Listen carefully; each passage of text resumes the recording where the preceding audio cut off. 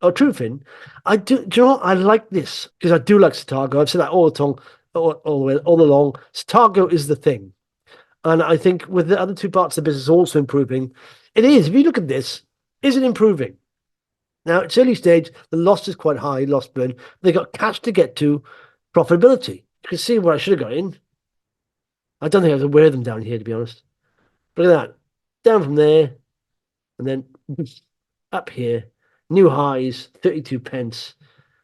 And even now, you'd be, if you hadn't, look at that. You can see there, it didn't even break the 50-day moving average.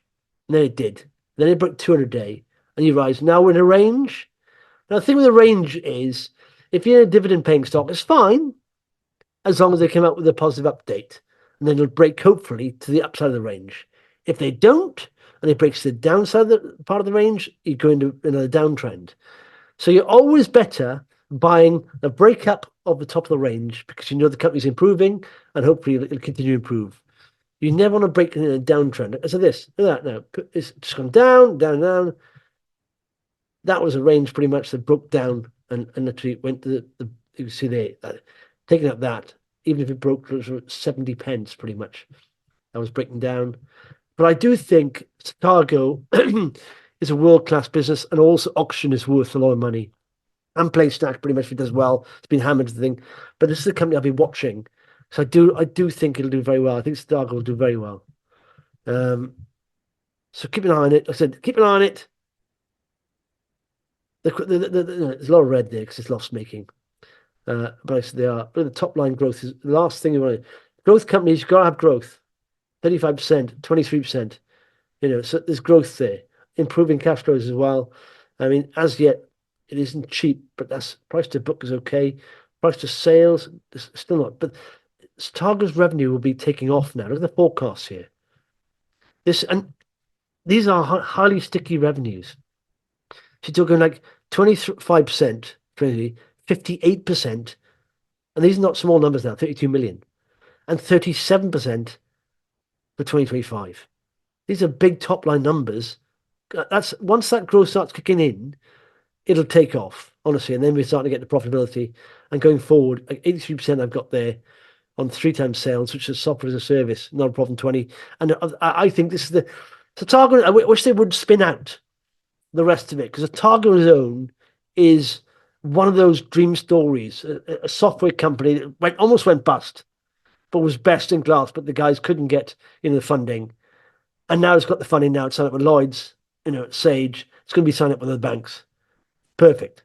It's the ideal sort of cash cow software dream machine that's going to get used by all the big banks. And it's going to be worth a shitload. And it's going to be churning out lots of cash.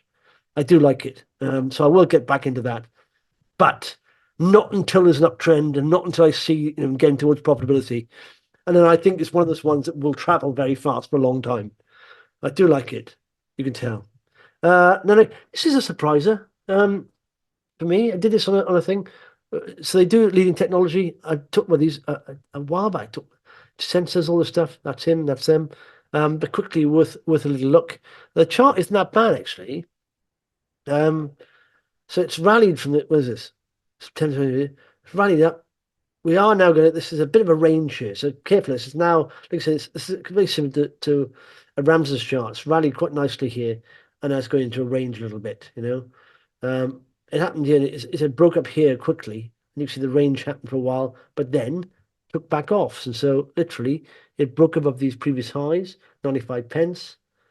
And now at £1.2. But again, it's in a range and needs some news or something, push it up higher. But let me just get rid of all these.